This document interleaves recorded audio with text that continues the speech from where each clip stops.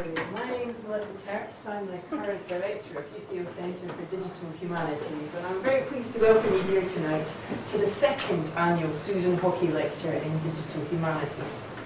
Susan Hockey, who the lecture series is named after, is an emeritus professor of library and information studies at UCL, and she's a leading figure in the establishment of humanities computing as an academic discipline. When it came to the UCLDH birthday, five years after the founding, so we were founded in 2010, last year we decided for our 5th birthday that we would set up a named lecture to celebrate excellence in the field of digital humanities, and who better to name it after than Susan Hockey. She was the chair of the Association of Literary and Linguistic Computing from 1984 to 1997, and she was head of the Department of Information Studies. In fact, she was my first boss when I came to join UCL. Susan can't be with us tonight, but she does say hello to everyone who knows her, and she passes on her regards. And we're delighted to welcome here tonight Professor Johanna Drucker, who's going to be the second speaker in the Susan Hockey Lecture Series. Johanna Drucker is an author, a book artist, a visual theorist, and a cultural critic. Her writing documents and critiques visual languages, letter forms, typography, visual poetry, art, and digital aesthetics. She is currently the Martin and Bernard Preslauer Professor in the Department of Information Studies at the Graduate School of Education and Information Studies at UCLA. So I do like how we've gone from UCL to UCLA in the first of the next speaker in the series. Johanna has a PhD. You'll have to go to UCLB next time. Oh, exactly. Johanna has a PhD from the University of California, Berkeley. She has an MA in Visual Studies from Berkeley and a BFA in Printing from the California College of Arts and Crafts. Previously, the Robertson Professor of Media Studies at the University of Virginia. She's been on various other faculties, including Yale, Columbia, and the University of Texas, Dallas. She has also been the Digital Humanities Fellow at Stanford. She's a member of the American Academy of Arts and Sciences. She has written a vast number of books. I will read out all the titles, but you may know her from Theorizing Modernism, Visual Art and the Critical Tradition, Graphices, Visual Forms of Knowledge Production, and The Digital Humanities, which was written by Anne Burdock, Peter Lilienfeld, and Todd Kresna, and Jeffrey Schnapp. And we're so delighted that you're here today to give your talk on recent work that you've been doing. Thank you, Joanna. Thank you very much. Thanks, Melissa. I'm going to take this poster off the screen now, but I wanted to thank Rudolf Amann for his excellent design, and he will be thanked again in a moment for other work he's been doing with us. So there we go. He told me how to do this, and I'm going to show him I listened. How's that? Not bad, right? Okay. It's really great to be able to follow Susan Hockey in this series. I met Susan Hockey in 1999 when I had just gone to the University of Virginia, where the digital humanities, as we were calling it in Virginia under a rubric established by John Unsworth, had just become part of the sort of formal landscape there. And Susan Hockey came and lectured. And the thing that impressed me so much about her, and that makes me happy to sort of give this lecture in her spirit, is that she was really interested in hands-on, how to do it methods. And unlike a lot of people then and now who spout a lot of whatever, but don't actually know how to implement or create or produce, Susan was very, very grounded, very practical, very pragmatic. And so I appreciate that in every regard, and we'll try to give this lecture in that spirit. I'll give these folks a minute to find a seat. So when Melissa asked me to give this lecture, I decided to sort of channel my inner Susan Hockey a little bit in the course of developing my thoughts on what I would say to you. What I am going to talk about tonight, graphic provocations, what do humanists want from visualizations, and particularly visualizations in the digital humanities. My remarks are going to focus on the work that we're doing at the University of Hamburg. I was invited by Chris Meister, who's at the university there, to come and spend 3 months with him and Jeffrey Rockwell trying to develop a project. And so I'm going to talk about that project. I'm going to talk about it at various levels and sort of then see what thoughts it might generate in you. So that's going to be the basis of my comments. We are calling the project 3DH, and this is again Rudolph's work, and he engaged in a very generative and productive dialogue with us to think through how to signal in a logo something that would indicate some kind of twist from the two-dimensional plane into a three-dimensional plane. So here we have our logo on 3DH. But what is 3DH and what are we doing? Well, it's an interesting question. So when I arrived in Hamburg on April 1st, and this is now sometime in May, all right, so basically we're talking 6.5 weeks. When I got to Hamburg in May, in the beginning of April, Chris Meister said to us, well, you know, what I'd like to do with this project 3DH is to create the next generation of visualizations in digital humanities. What does that mean? Like, hello? So, right. Okay, so that's the project. Let's just do that, says Chris Meister. And I'm like, okay. So, you know, I'm like a cat trying to find its way out of a brown paper bag at that point. It's like, you know, I might be more interested in not. So how do you do this? How do you shape a project like this? Well, that's about, you know, where we were. Okay.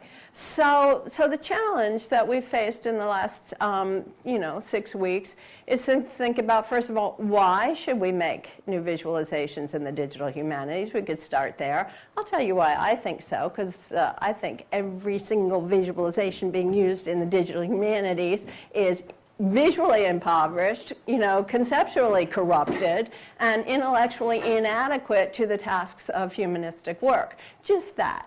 Okay, so, but you know, not everybody will agree with that, but I'll see if I can show you. So that was my opinion. That wasn't necessarily Chris and Jeff's opinion. Jeff Rockwell and Chris Meister had other ideas. They're gentle souls, right? They're willing to compromise with current conventions and standards, and I'm completely not, and I haven't been for a long time. And a lot of the work that I'm sort of trying to push through here goes way back to work I did at Virginia when Bethany Nowicki and I did temporal modeling, when Jerome McGann and Bethany and I and a bunch of other people did Ivanhoe, and then when I developed my subjective meteorology project, you know, definitely on the far edge of strange. So anyway, the question is, how do you even go about getting traction on a project this vague and this big? So little by little, what happened was that Jeffrey and Chris and I just started to talk about, well, what do we want to do? Why do we want to do it? How do we begin to work as a group? And there was really the three of us, and then 3 research team members, a computer programmer named Marco Petras, an undergraduate who's a research assistant named Jana Behrens, and a grad student named Rabea Kleiman. So, you know, we just start to talk, right? We don't have a plan. There's no project. So as I described to you what we've done in the last 6 weeks, the first thing is there's a kind of meta structure here, which is how do you make a project work? How do you make a project this ambitious, this complicated, and this initially vague come into focus in a short space of time? And one of the things that you have to do in such circumstances is you have to build a consensual understanding of the project. This takes conversation. There's no way that one single person coming up with a project can communicate it wholesale to others. It has to be built in a process of exchange in which it's like, you know, I put one line, you put one line, you put another line, then I take your line out, then you put another line back, then we build a model together. So that process takes time, and that's part of what we've been doing. But then along the way, there are various kinds of steps and stages that allow you to formalize your process. So part of what I want to talk to you about is how do you do a project like this? That's what I call the project outside the frame. Inside the frame, the question is, what are we going to do as far as visualizations? How do we get to what I call the heart of the matter?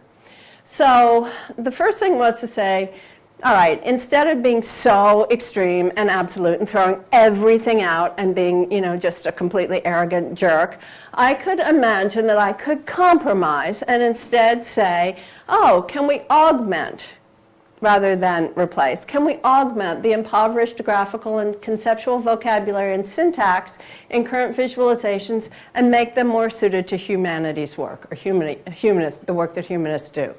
So one of the questions here, of course, is going to be, what's the work that humanists do? What do we think the work is that humanists do? And how do we all understand it?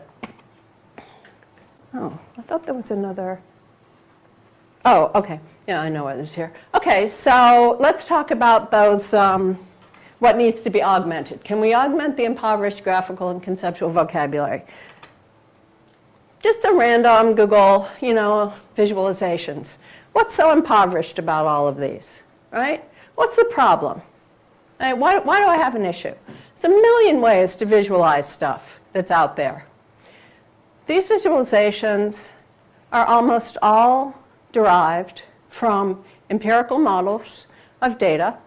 They're almost all coming out of business applications, quantitative. They are visual displays of quantitative information.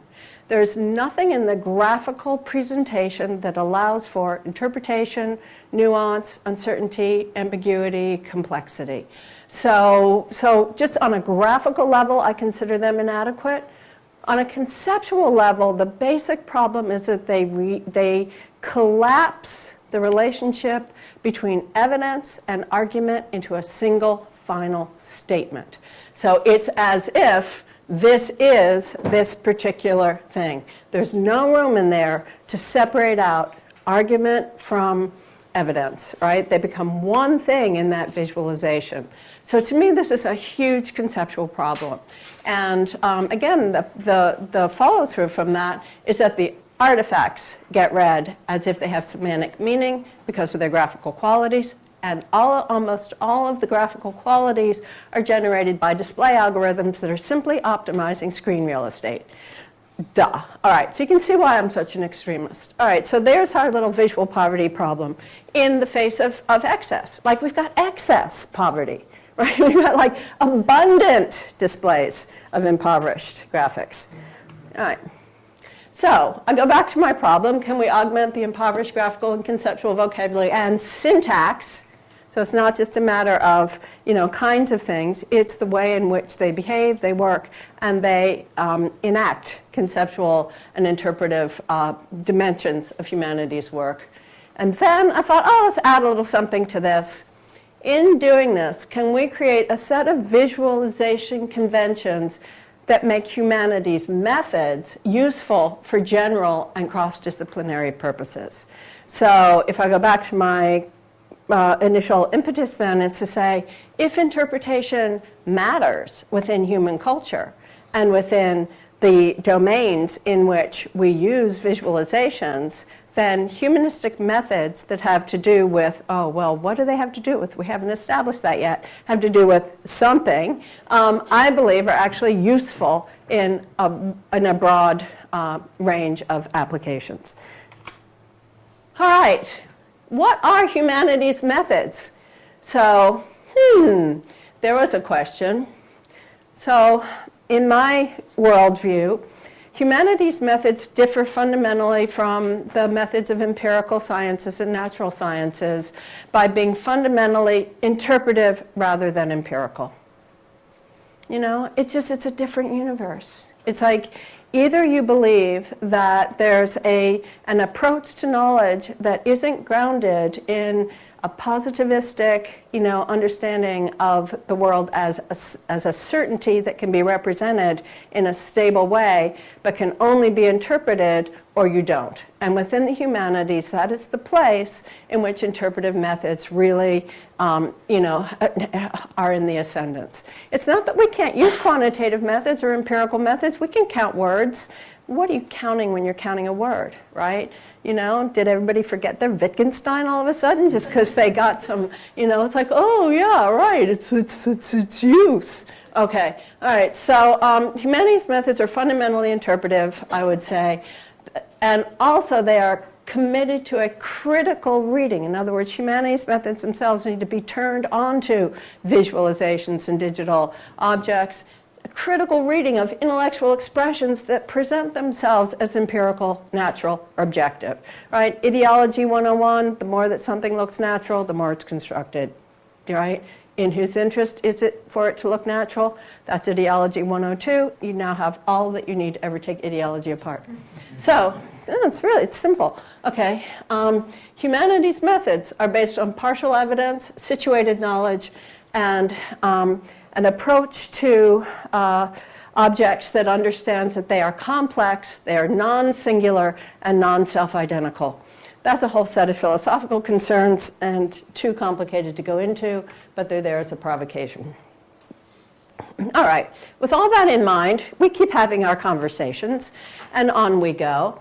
And now we're trying to figure out how do we actually get at the project, right? So we have some common understandings, right? My colleagues are still not ready to throw out all of these visualizations. Some of them are still attached to word clouds. What can I say? You know, the fallen are fallen, and we will hope to bring them back into the world of the saved. But anyway, so we have to figure out how to develop the project. Basically, our goal is to write a grant proposal. This is helpful. It's helpful to know what you need to do. We have to write a grant proposal. So if we have to write a grant proposal, we have to define all of our work in terms of what we need to do to write the grant proposal. This gives us an organizing structure. So as we start to begin to define the very vague problem, and we're getting consensual understanding in the research group, we have to start to break the problem into smaller tasks. And the way to do that is to think in terms of the grant outline. What's the project? What's its mission? What's its justification? How does it fulfill? How does it fit into our general landscape, right? What do you want to make? What do you want to do? How do you want to do it? How will you test it? How will you assess it? Who's your stakeholder community, right? Very, very real things. So we start to break it down. The other thing that's interesting in a group is that you try to figure out who's got what strengths and who's got what interests, and make sure that people are working from their strengths, right? So you don't ask the person who's, you know, your high-end computer programmer to look at comparables for, you know, assessments. You ask your high-end programmer to figure out if you want to use a variable within a display algorithm, is it possible to incorporate it in this particular platform? So again, this sounds, you know, sort of self-evident, but again, when you're working with a group of people, this is part of the process to make a project work. So you're working with human beings, right? This is like, they're valuable, so you want to make it, and it has to be fun, I mean, as much as possible. So align tasks with expertise and interest. Then we wanted to start to create problem sets so that we could actually work, right? It's like, what are we going to do together? So there's that, and I'm going to show you what we've come up with. Set milestones for realistic workflow, and this is an iterative process, but it really helps people to have a roadmap so that if we have 3 months and within a week, because I'm a little bit bossy, I said, oh, here, look, here's a tentative, you know, roadmap for the 3 months. Here's what we need to do by the end of April. Here's what we need to do in the first week of May. And we can keep changing it, but everybody then has the same understanding within the group. So this is just project development, right? But it's really important to design the project, not just design inside the project, but design the project as a whole. So setting milestones, and then keep the project scope in mind. And again, anybody who's ever done a project knows that mission creep and project creep are the bane of everyone's existence. So what's the project scope? And here's where we get to specifics. So we've been doing this, you know, kind of talking for a few weeks, at which point I'm like, let's get on with it. Here's a plan. The grant outline became the guide to our project. And again, I'm not going to go into detail about that. The design challenges needed to be specified, and that's where my interests and strengths are. So what are the design challenges going to be? We want to make a combination of things that are innovative and legible. So there's a certain number of principles you want to keep in mind when you're designing things, which is if you design something that's too idiosyncratic, too far from existing conventions, no one's going to understand it, right? It's subjective meteorology. Ugh. Okay, right. So you want to, you know, make sure that you're working within existing conventions as much as possible. You know, Occam's razor, don't invent unless you need to. You need to have a reason to invent, right? So what's the relationship between innovation and legibility? How do you make things legible? And we'll see. All right, framing functional challenges. You have to, think about the users, do user testing and so forth. So this is another, major issue. And then you have to come up with technical specifications. So these are some of the inside the frame kind of issues for the project. My area is this. This is what I care about, right? It's not that I'm not interested in the technical specs of the infrastructure. I have to be. But as far as, some of the things that are more outside the frame, they're not my strengths. I'll let somebody else, work on those things. Okay, so let's go inside the frame. What is it that I want to do? I want to do this, okay? Now, what is that? Okay, so let's just imagine that this is a single line in a bar chart, right? This is the problem, in my opinion. Right? It is a homogeneous, unified, non-nuanced, graphically uninteresting, and information poor graphic. So I want to add a third dimension that that adds a level of interpretation. I want to say that the third dimension, however we use it, will be the dimension on which we express and or input or manipulate interpretation. Let the third dimension be the interpretive dimension, however we use it, however we define it. So here I've just added a third dimension, and I've let it crumble, and I've distorted it, and I've introduced another set of parameters. As you'll see, that z-axis, that extra dimension, which needs to be literal, I think, not just figurative, that z-axis can carry quantitative information just as surely as the x and y, right? So it can be subject to the same set of difficulties that the x and y axis are subject to, but it allows you to see into data in a very different kind of way, because the way in which you can align any number of arrays along those axes with various kinds of attributes and analytic properties. So we'll see what we can do. But that's my goal. Okay, to organize the workflow for the inside the frame. So keep in mind that meanwhile the project development is going on. It's only 6 weeks of work. On. We're getting, what pieces need to be done for the grant, who needs to come up with, the landscape scan of what's out there in terms of visualizations and platforms, input formats and export formats, standards, what are the sustainability issues, and so, we're doing all of that. And then inside the frame, I'm saying, okay, let's get to the design. So the design part is going to involve various components as well. Number one, we need to look at visualization types and understand what's out there. What are the standard forms of visualization that are used in the humanities, and how can we augment them? So you have to start there. So that's the first challenge. So what are the visualization types? Well, it's interesting to think about what we do in the humanities, because we do quite a few different things with visualization. Maybe we don't think of this as visualization, but we should.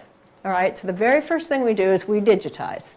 Right? And we digitize manuscripts, we digitize books, we digitize images, we digitize objects. So digitization is a form of visualization. It's crucial. This is also digitization, visualization. This is a radically remediated and structured visualization format, but it's visual and it's a visualization. We work in it and we use it for display. So structured data is a very common visualization format. Then we use these little devils, right? We use charts. Charts are pictures, graphical displays of quantitative information. We use graphs. Graphs are directed, right? They have nodes and edges. We use maps, often in the most anachronistic and, sort of like unthinking kind of way. And we use timelines. Here's a gem, a real gem of a timeline. Okay, so we use timelines. And again, I have my issues with these things. I do not believe that humanistic time, either experientially, narratologically, or among masses of documents, is linear, homogeneous, and continuous. I just don't believe it. Now, again, other people do believe that. And so, fine, they've got timelines. I don't. We also did this kind of visualization, three-dimensional renderings, augmentation, VR work in an immersive environment, again, rich visualizations. And Melissa, does this kind of visualization. Again, very important work, working with material sciences, imaging techniques, ways to actually use the visual to analyze and extract information from artifacts through computational methods. So these are our visualization tools. For the moment, that's pretty much our visualization toolkit. So what do we want to augment in our particular situation? We mostly want to augment the charts, graphs, maps, timelines, and to some extent visual renderings. That's pretty much where we're focused. To do that, we thought, well, another thing that we can do as far as our research is to look at pictorial sources. Let's look at pictorial images that are not graphically impoverished and see what features of those pictorial objects can be brought into the graphical display and graphical analysis of data. So I just sent everybody home with that assignment. Come in with an image that you think is really interesting, graphically, visually interesting, and then let's just analyze what are its structural features. I don't care why you like it. I want to know what are the structural features of its graphical vocabulary that make it useful for possible visualization. So here's 3 examples. Here's one, right? Is it legible? Is it conventional? Is it structured? Is it organized? As we start to talk this through, and again, these are some of the first exercises we did, the question is, what are the principles of graphical organization here and pictorial language and syntax that can be put at the service of data? Well, they're not hard to figure out, right? In the whole history, in the history of perspective and drawing manuals and so forth, that will tell you that tonal values, change of scale, spatial illusion, all these things are structured into this particular image, plus specificity and particularity. Our capacity to identify specificity and particularity in a visual object is so much more sophisticated that any data visualizations are allowing us to make use of that it's kind of criminal. This was the next object brought in by one of the research team. What a great object to think about in terms of data, right? Movement, sequence, organization through space, repetition, right? Positionality and repositionality, so many features that can be used here. Again, the capacity of the eye and mind to process relationally across echoed forms is enormous. Why not make use of it? And then photographs. Hey, there's a thought. The capacity of photographic information to present, again, enormous amounts of specificity within structured, organized space. Now, I'm not saying we should make an interface that looks like this. I'm saying what are the graphical and visual principles that we can extract from this kind of an environment. So that was one of our very first exercises. And then my favorite, hey, guess what? There's a whole system of ways of using three-dimensionality that's developed in other fields that we can bring into the service of data, and to think about how that, not just what are the kind of views that we get, but how they correlate to each other, and how does that permit analysis. So with those 2 little exercises right at the outset, we sat down and figured out, so we can take a very systematic approach then to the analysis of our problem of the design challenge. If we want to augment the existing visualizations and make them useful for humanities purposes, we now have a sense of what those visualizations are, and we've looked at pictorial sources to try to augment some of the graphical language that we might bring to the problem. Now let's break this basic design problem down into very, very tractable issues, right?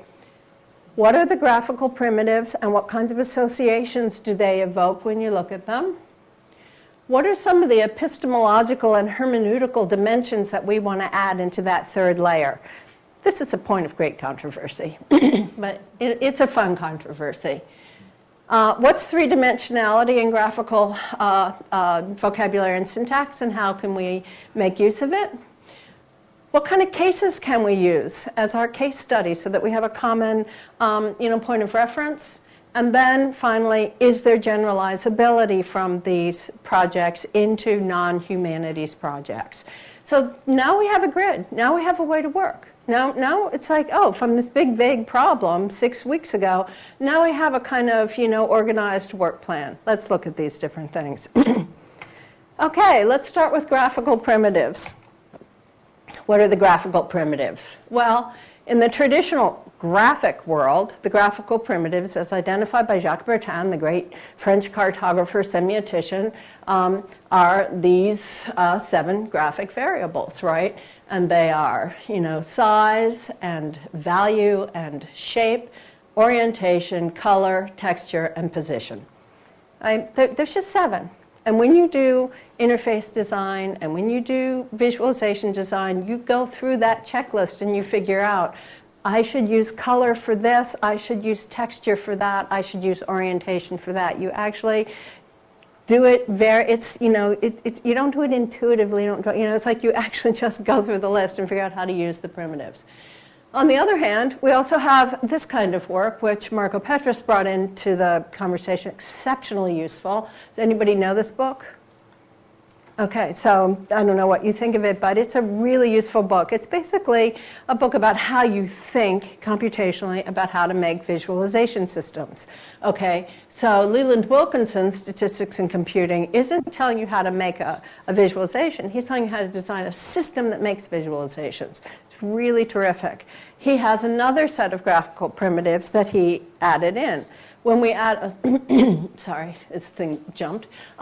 When you add up Bertin's basic graphical primitives and the primitives that you get in a computational environment that include motion and rate of change and animation and sound and so forth, you get a group of graphical primitives. So, what's our next exercise? Let's take some of the graphical primitives and begin to play with them and just expand the vocabulary and see what associations they provoke as a result of being played with. So this is going to be, one of our next exercises. Part 2, again, I say graphical primitives, get systematic, right? So that every time you're working, you just go through them. Epistemological and hermeneutical dimensions. This is where, again, it gets very kind of dicey in the sense of like, well, whose idea of hermeneutical and epistemological is this? And I say, I don't care, because one of the design principles is it should be extensible. So if I say at the very beginning that what we want is to be able to indicate uncertainty and ambiguity and unreliability and incompleteness and contradiction and so forth, that's not precluding somebody coming along and saying what they're interested in is, redundancy or, complexity or something else. But the point is to structure the project so that you can give each of these a value. Now, I added my own sense of how what the attributes or sort of the dimensions of these particular elements are. But the way I'm thinking about this is if I'm sitting at a screen and I'm looking at my evidence and I'm looking at a visualization and I want to say this has ambiguity to it, or this, I disagree with you, there's contradiction here, I want to be able to show it. So it's a test case. It's a set of test cases. So this is where it starts to get interesting and fun. All right, how would I do that? How would I show contradiction? Perhaps through two different points of view on the same artifact. How would I show ambiguity? Oh, perhaps by degrees of clarity. So we can start playing around with these, right? It's like, well, here's 7 experiments in, sort of graphical nuance. Do they provoke any kind of association? Is there a way that you sort of go, maybe this is about incompleteness. Maybe this is about, whatever. So the point is that it's a studio project. Now you start to work. Now you start to take the graphical elements, right, of tone and value and motion and color and blur and so forth, and you start to take these epistemological primitives and you sort of say, just play, and then start to see what we get. Because again, go back to the start point, it's got to be legible enough right, for somebody within a few times of working with the paint box to feel like, oh, I get what that is. And it's not just a paint box, it's got to be a syntactic environment. It's got to be an environment in which the intellectual process of interpretation is also able to be structured into the data through the visual engagement. So the third element, remember I said to you, we've got visual primitives, and then epistemological and hermeneutical primitives or dimensions. Then, what about the third dimension? How are we going to use the third dimension? How does that come into play? Well, what is the third dimension here? Oh, it can have interpretation layers. We can add a z-axis for additional parameters, right? Use graphical features for hermeneutic dimensions. You can make certain kinds of moves. You can tilt things. You can perspectivize them, slice them. You can, do various kinds of, you can make things into three-dimensional objects and then see what kind of results you get. Augmentations are layers, textures, tones, and so forth. So this is like, okay, let's brainstorm on three-dimensionality. My inspirations for playing around with three-dimensionality are this particular object, the Dickon and Lloyd, the shape of Britain based on the time of travel from London. Now, it's not strictly speaking three-dimensional. It's kind of two- and four-dimensional, but it's a wonderful, map that actually engages with issues that are not empirical, strictly speaking. And you can see how this could work with any number of sort of affective dimensions. So it's like how far is any point from any point based on how fearful you are of going there, right? How much you want to, an avoidance map would have another whole set of dimensions to it. So, I think these are really important things to be able to map. This is another one of my inspirations, the anamorphic projections, that allow us to map coordinates across different kinds of distortions. And again, you can generate metrics to do this. That's part of what we're working on. This was one of our early experiments in the tilt, and this was done actually years ago by Zarina Skander, who was working with me. This is the famous snow diagram, and then this was tilting it, perspectivizing it, in order to introduce a human perspective. Humanities knowledge is situated, it's local, it's historically specific, it's partial, it's rooted in experience. How do we show that? And what would be the point of it? The point is to, again, expand beyond the notion that every data point is the same and reinscribe the idea of individuality and specificity into that data so that it starts to have available to it another set of interpretive dimensions through which to see the event. Now, these drawings are probably not going to show very well. This is pizza. No, it's not. Okay, so dimensionality can actually be something fairly subtle. This is a standard pie chart with what's meant to be a kind of flat division of real estate. And here you start to see a little bit of overlapping and some disintegration and some melding of color. So that again, it's like, oh, the degree of certainty is not quite as absolute as usually is presented. Here's the, going from a standard bar chart to a nuanced color field.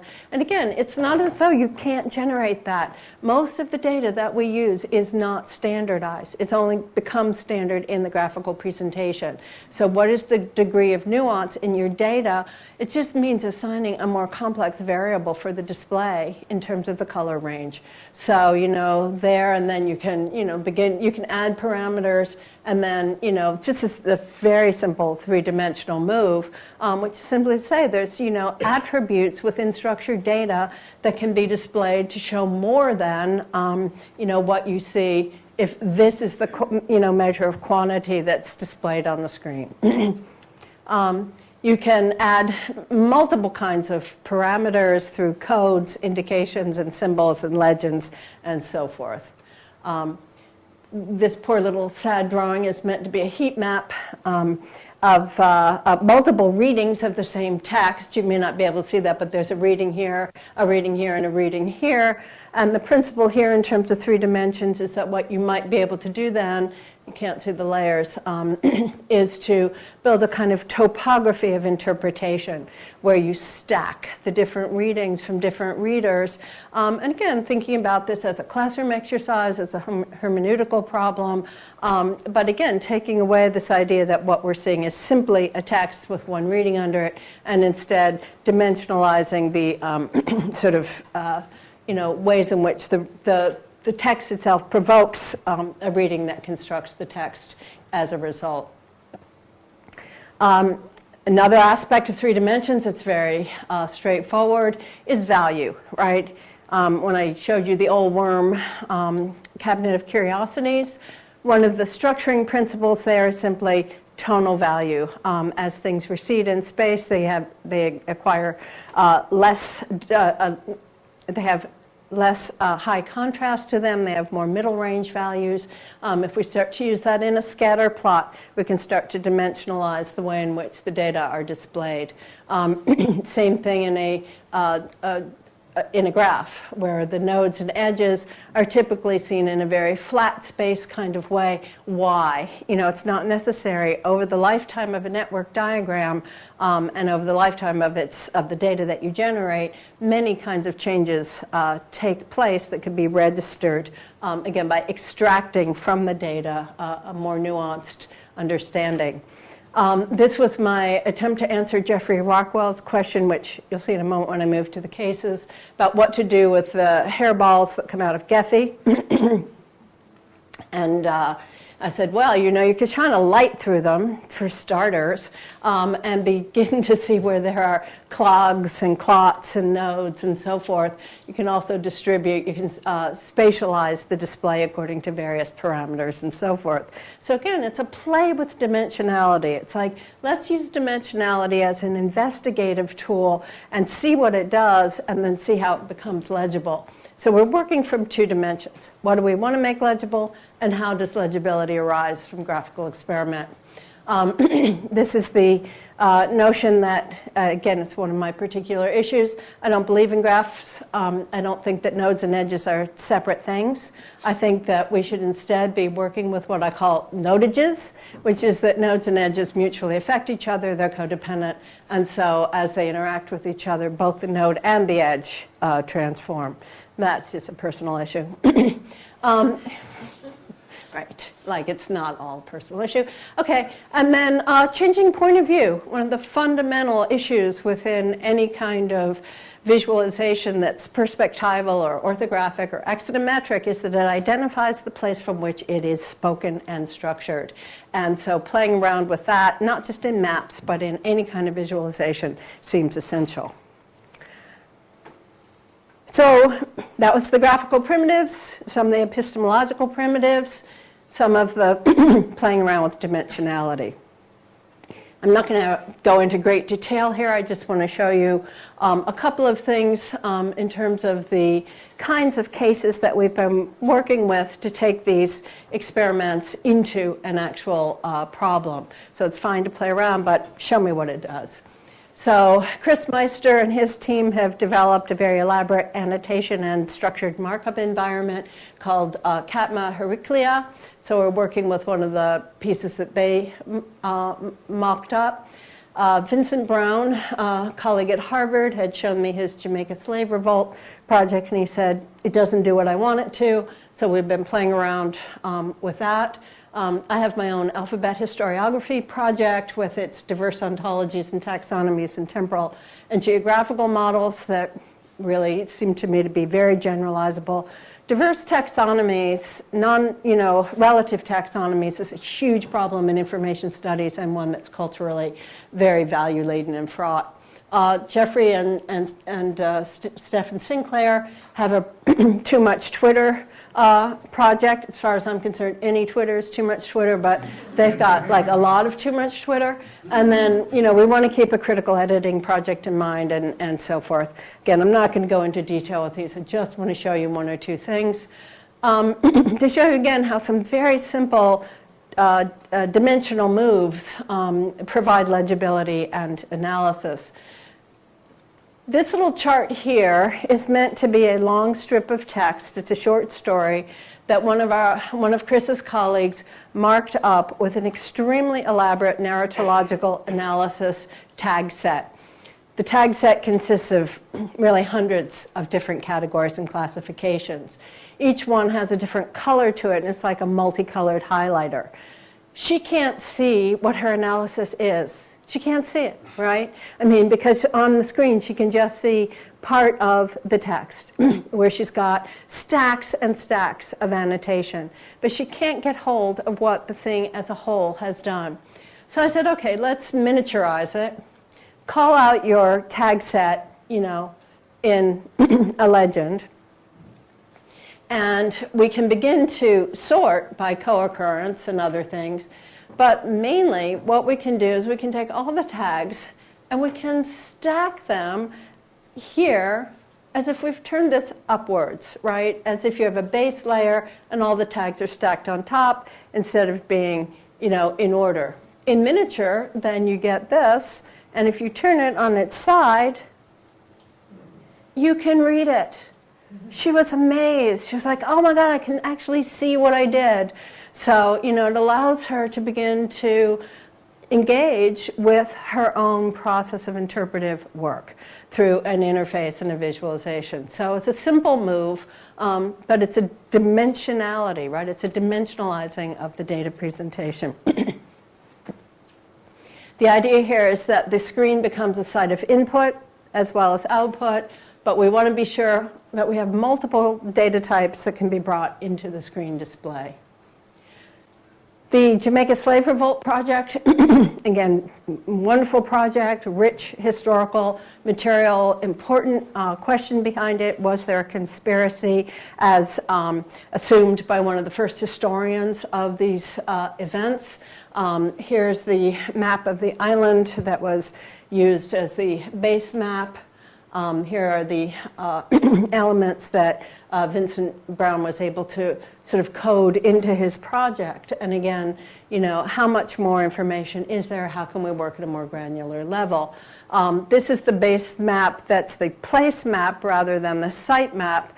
And so the question is, well, what kinds of layers can you add on here so that as you begin to put interpretation into the map based on the documents and evidence that you have, you are not working with an immediately replete image, right? But instead what you're mapping is, what is the knowledge that comes out of my evidence, and how do I show evidence rather than repleteness?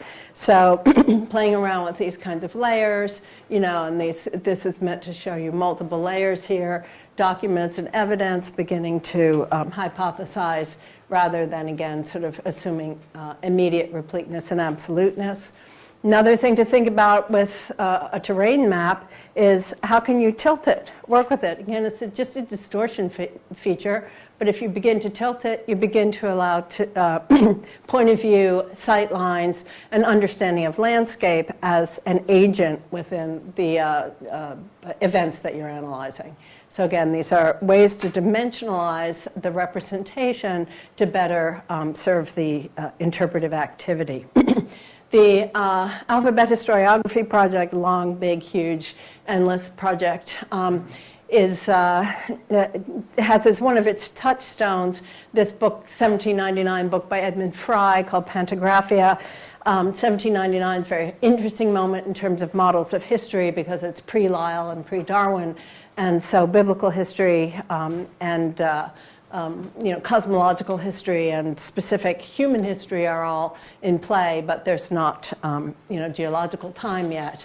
And the models of historical time, in case you don't know this, that prevail up until the 19th century come right out of Eusebius. And this is the oldest known model of, oldest known manuscript of Eusebius.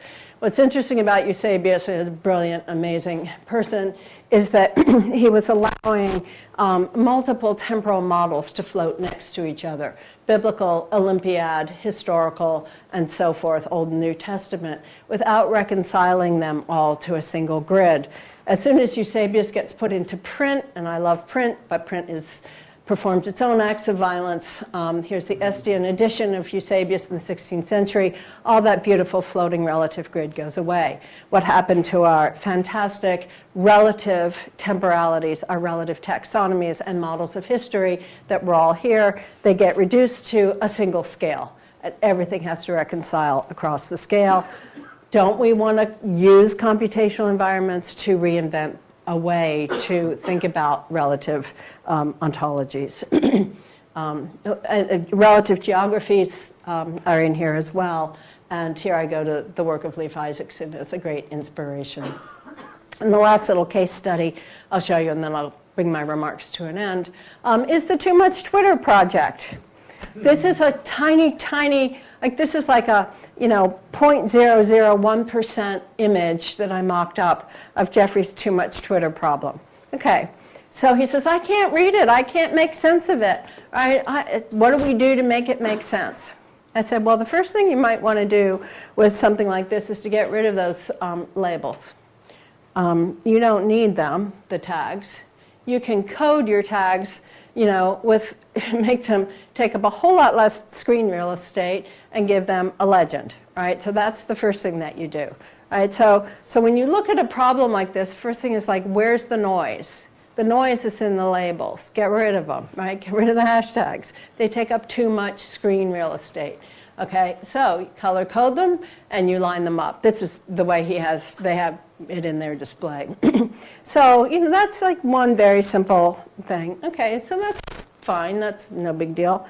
Then what? Okay, well, the next thing is you want to start to think not in terms of stacking each day's Twitter feed on the date so that you can't really get a sense of the patterns within the Twitter feed. You want to, again, use your 2 dimensions more effectively so that you can see continuous time. Right? Are you talking discrete time or continuous time? Discrete data or continuous data? So again, use the dimensions for what they indicate semantically. So you can spread this over continuous time. Right? Then you might want to sort. Instead of having everything stack along one axis, you can sort things in layers. This is a really not very developed drawing, by keywords, by attributes, by any element of the data. The data can be analyzed to the finest degree through a combination of, textual sorting methods and counting methods and keyword and context and so forth. So use all of those attributes and begin to sort.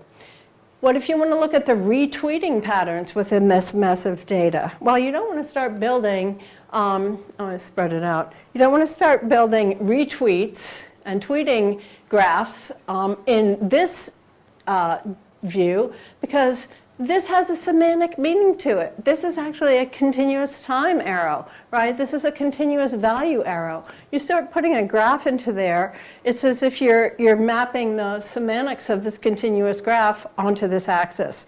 So get rid of your x-axis, scrunch it down, and instead map your tweets again, as if you're looking down on them. The retweeting pattern becomes a horse race. You watch and see how the patterns work. And again, these are very, preliminary kinds of ways to say you can use views to slice, into and play with the data through dimensionalizing it through perspectival modes, axonometric modes, and other kinds of conventions that already exist, but that can be given an interpretive dimension as you layer them into the visualization. Are these things generalizable? Are they useful outside of the humanities? I would suggest that they absolutely are, and that one of the ways in which it's important to insist on the value of the humanities is as a set of methods, not just as a set of objects and artifacts. And that the kinds of methods that engage with the recognition that knowledge is local, situated, historical, partial, are essential within the politics of knowledge management. And again, I go back to my diverse ontologies problem and diverse taxonomies problem. My interest in modeling models of history and their various temporalities is a very generalizable problem within information structures, classification systems, taxonomies of all kind. I'll give you just 2 examples and then I'll come to an end.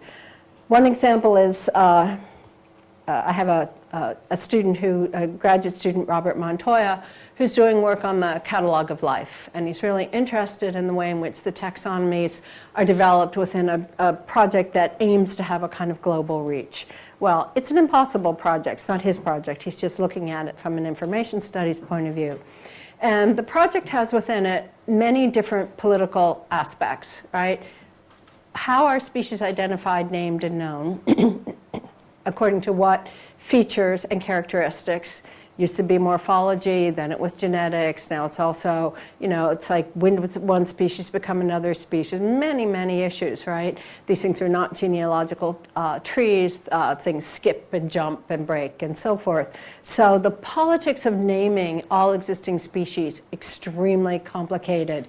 Rather than trying to reconcile all of these different naming systems and classification systems into a single system as if they're all different names for the same thing, the idea is to expose difference, right? That really crucial issue.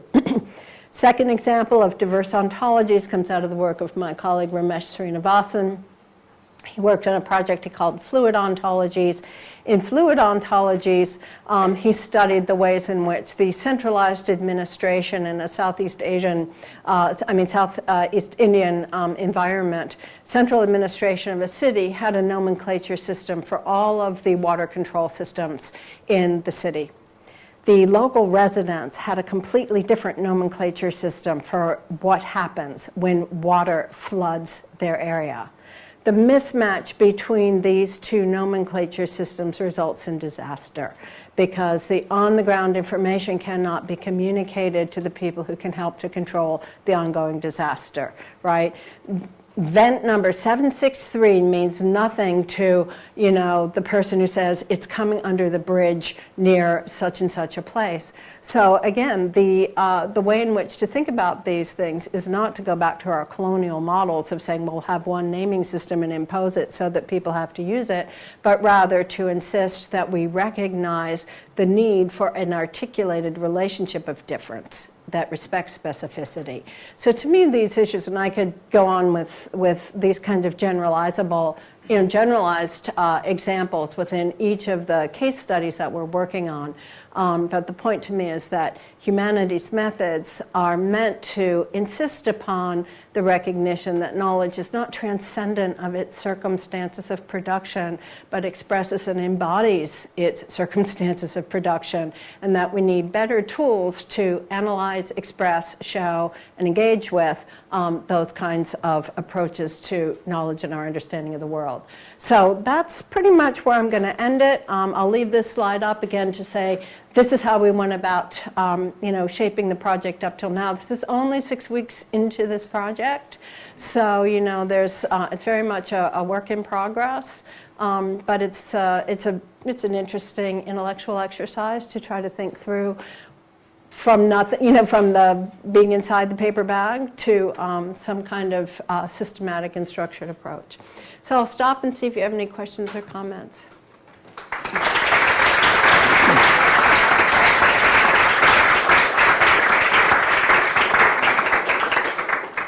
Talking about paper bag, we have a little UCL paper bag for Oh, the students for you. thank you. Thank you very much for attending wonderful lectures. Oh, wow.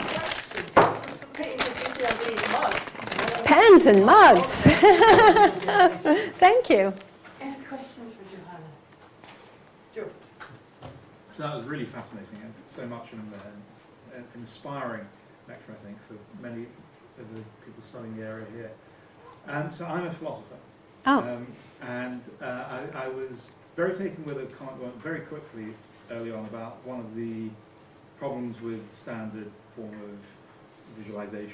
Mm-hmm. I think he said something like it gives the data and the argument, or the evidence and the argument. Collapses the data. It collapses the data in the argument. Okay, so that just seems to be correct. I mean, it's not something I thought about before.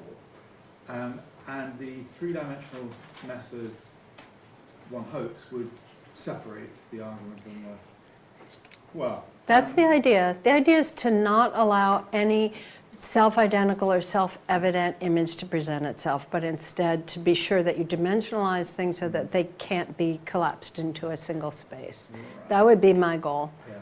I mean, we're not nowhere near Okay, there yet. Okay, so, because what has struck me that you are doing is not really providing the argument yet, but you're providing actually a much richer set of evidence or data, or you're showing the ambiguities and difficulties with the data rather than presenting it as a type of certainty. Right. I guess, it's an interesting question. Let me go back. These are so undeveloped at this point. But let's look at this just for a second in that regard. Okay, so this went by really quickly too. But what this is meant to represent here is, biblical time, Olympiad time, and geological time, right? In their like unreconcilable, their difference, one from another.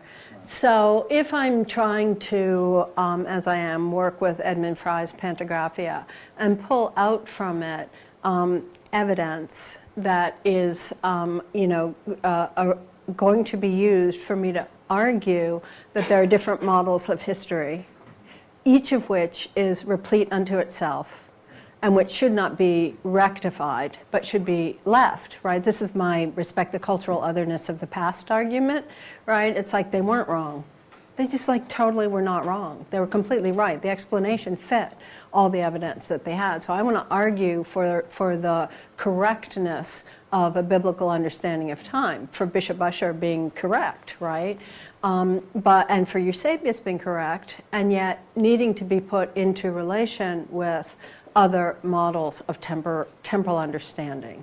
This is extremely schematic and very crude, but the point is, my point would be that the scales will never match up.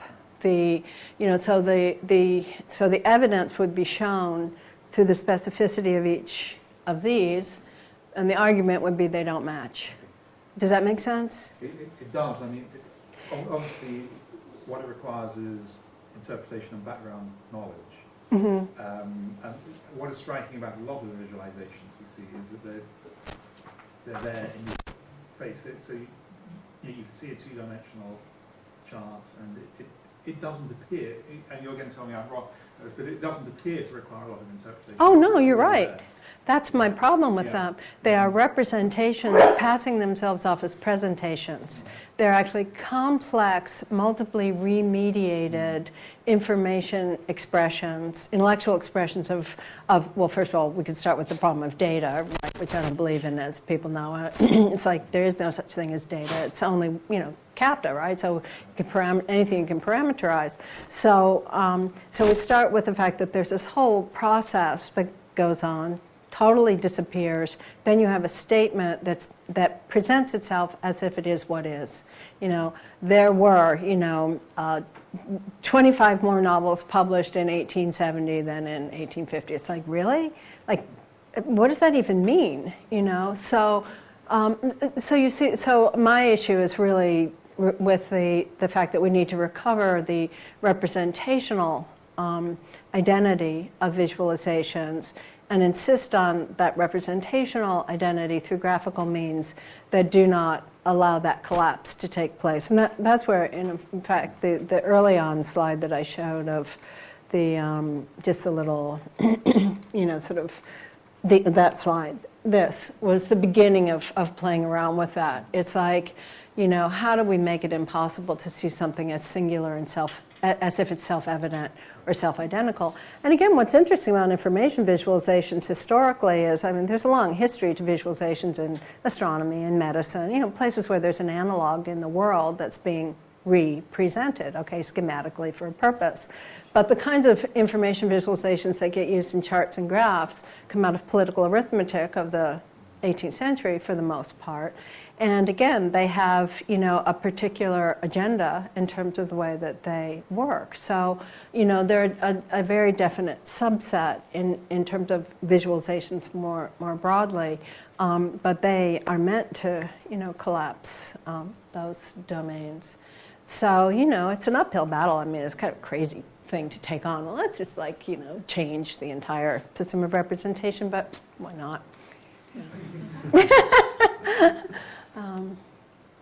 So, wonderful lecture. I was just wondering if it's part of the project at all to look at the relationship between how we look and what we see.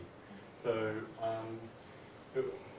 the idea, for example, that it was a certain point in time that we started to hang pictures at eye level. Is it part of the project to play around with the environment of how we look? You can imagine if I'm lying down and looking at a film, Sure. experience it very differently. Can we change the experience of how we're looking? And also that opens up opportunities for visualization.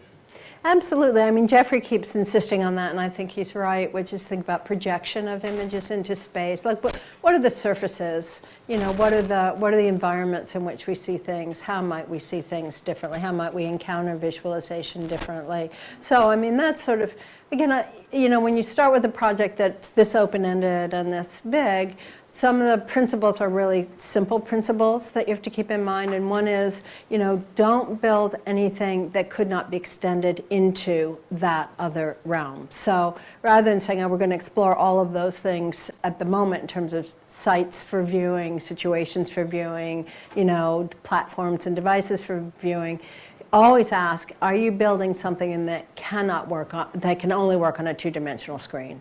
And if that's the case, right, that's looking straight at you and it's a laptop, desktop computer, that's not going to be adequate. That'll only be adequate to certain kinds of tasks. So again, I keep these as kind of test questions that we have to always be checking. So it's part of the extensibility model of design to say, how would it be able to be extended?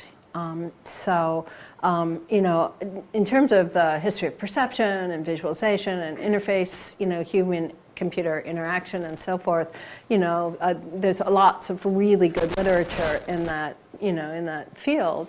It's very helpful for understanding, you know, even Gestalt psychology, very, very helpful for understanding the way in which, you know, we process visual information through our, you know, habits of cognition.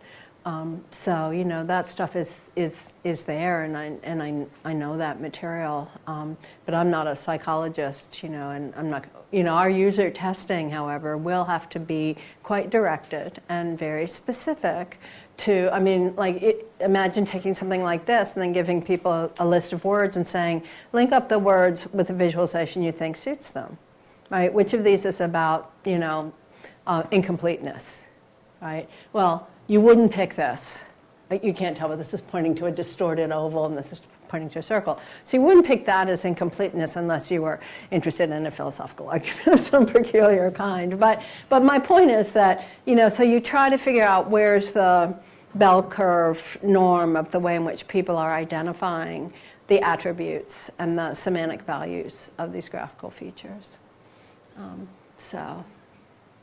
You spoke about the need to have a visualization that embodies the circumstances of production, which rings an important bell for me. And I remember that you have written in the past about, in terms of the sort of poetics of the humanities, and I just wondered whether you still think in that language of poetics, or how does that come into this discussion?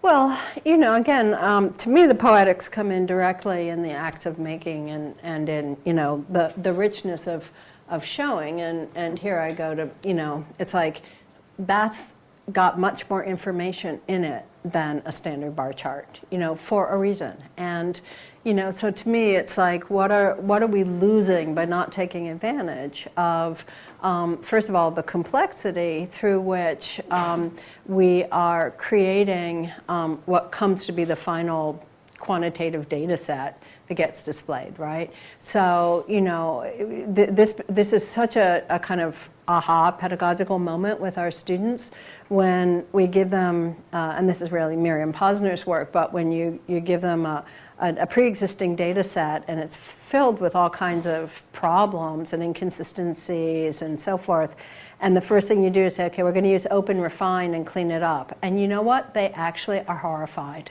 They go, oh, but, you know, and they see that what's happening in that first move, and that's not even if they have to make data to begin with, right? But just in that open refine moment, they see that they are having to get rid of a whole mass of anomalies, whole mass of inconsistencies. So why can't we show inconsistency instead of banishing it, right? Again, it's not that this is terribly complicated. So to me, the poetics has to do with, again, what's the, you know, not being afraid of things being evocative rather than being certain.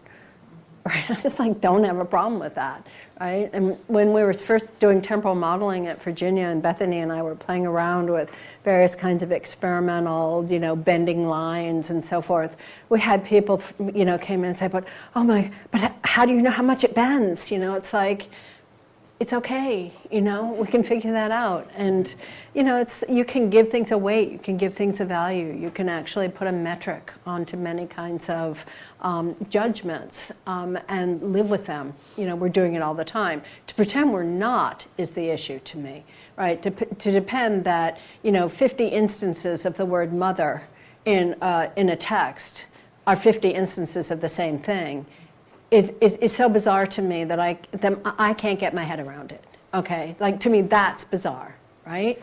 It's like, how could 50 instances of the word mother be the same? They just can't be, right? So, you know, so again, it's like, how do we insist that we expose some of that complexity? And it's not even complexity, because complexity is a specific term, it's specificity. Honestly, it's specificity, not complexity. So. Given love what you just said, that you're willing to basically sacrifice, if I'm going to paraphrase the phrase, you're willing to sacrifice quantitative accuracy for, you know, bringing across message and insight and so on. When you then try to assess your work, is it, because I should say I'm an engineer, right? Uh-huh. I always think, okay, what's my measure of Right. success in the end, which in itself is also something that we always try to get as quantitative as possible.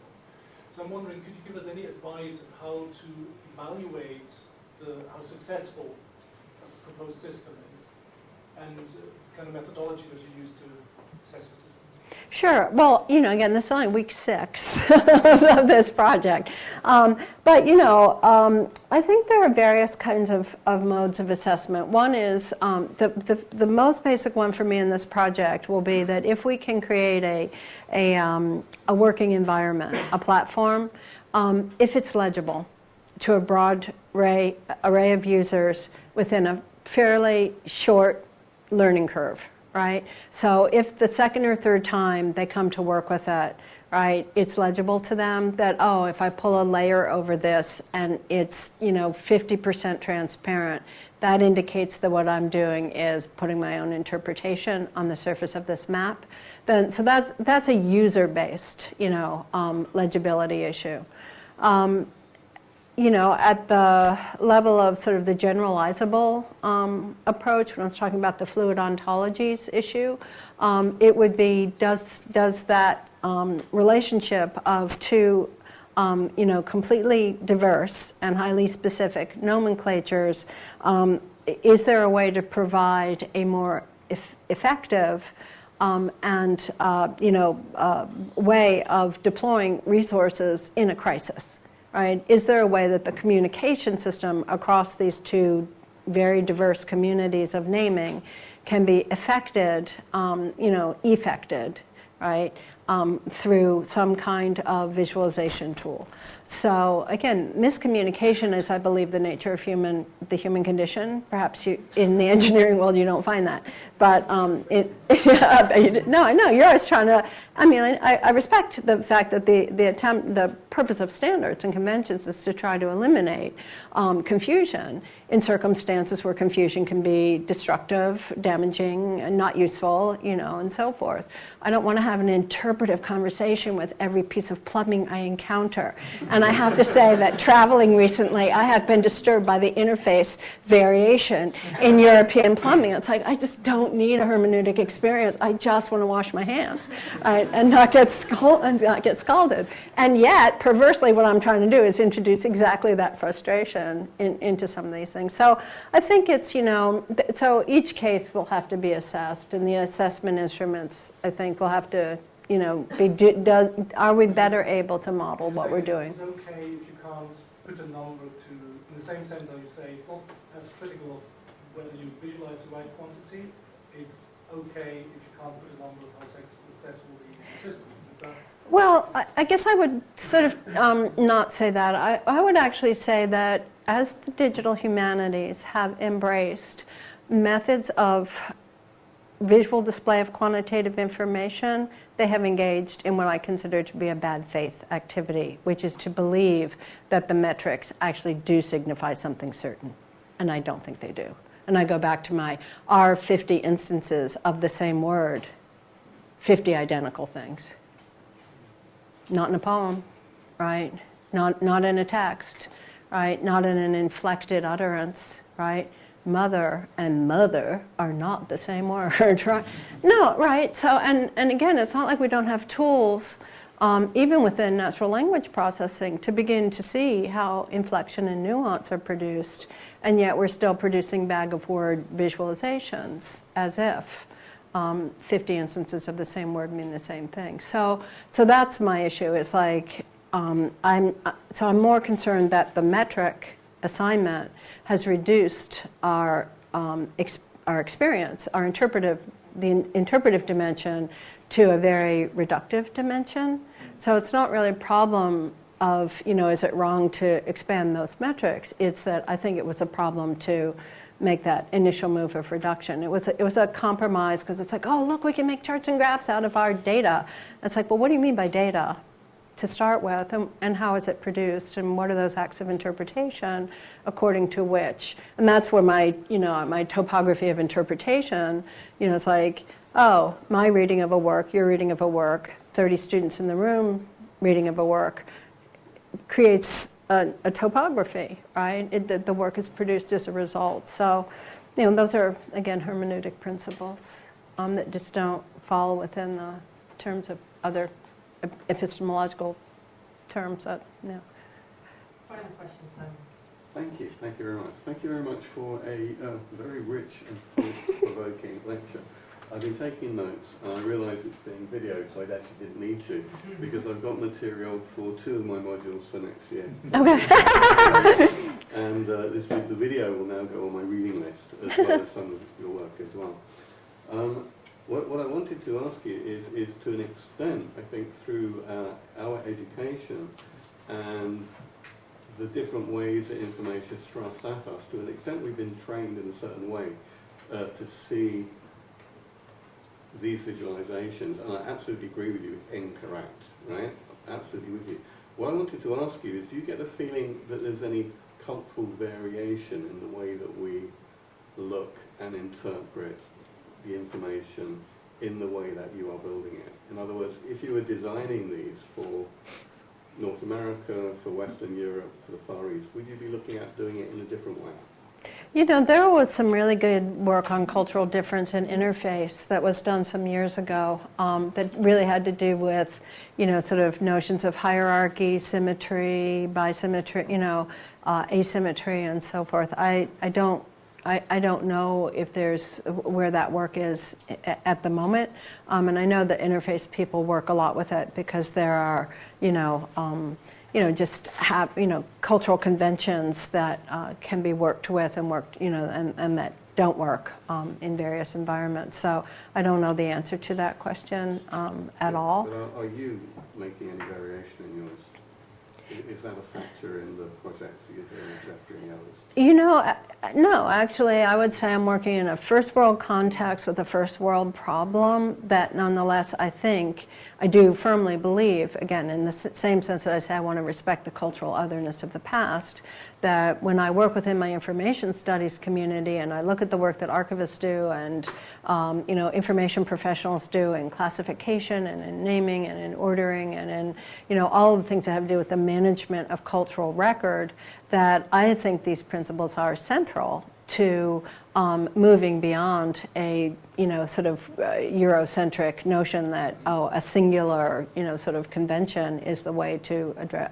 I think of this as post-colonial in a serious sense, right? It's against the colonization of knowledge by a single discipline and a single set of assumptions. So I actually, believe that. And, I think the other issue really is that humanists in general are not trained necessarily to the task of visual epistemology. I mean, even art historians, right? I was an art historian for 14 years. How many times do you think the phrase visual epistemology crossed the lips of my colleagues? Okay, because again, it's not been what the training has focused on. So this is, again, something I think is useful and interesting for us to address. And I think at this point in historical time, any issue you take up within, within questions of epistemology and representation have to be conceived within a kind of post-colonial, and I would say also post-Cartesian sensibility. But again, I certainly don't expect the world to agree with me. Take one or two more questions. George, one more question, and we have drinks and cake waiting for us, you see. So George. Thanks very much, then. Hi, I'm George. I'm a designer here in London. I run my own small business.